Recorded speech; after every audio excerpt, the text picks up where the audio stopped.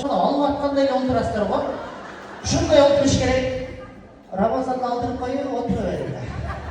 Отдельный вес. Отдельный жашай, ошону жана айтайын, сурап берипчи деген ғой. Не турасыздар, конверттерин алып келбейсиздерби? Кана эмесе Ай бери деген сулууга.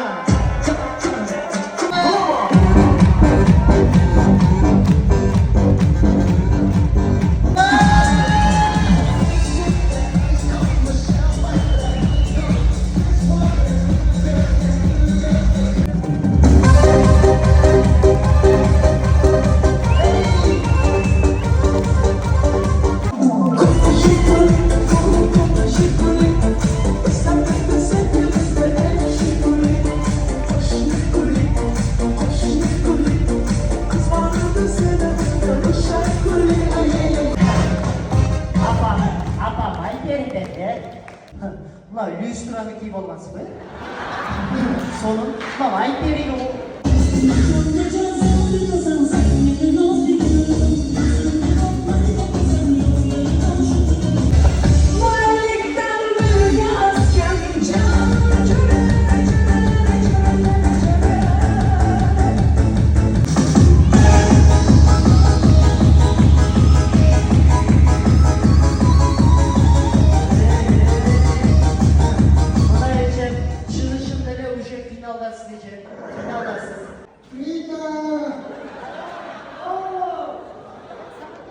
Ben sana geldim.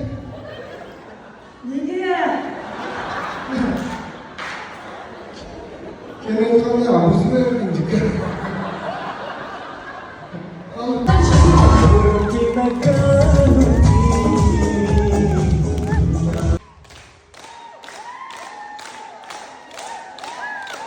Jason Dagan!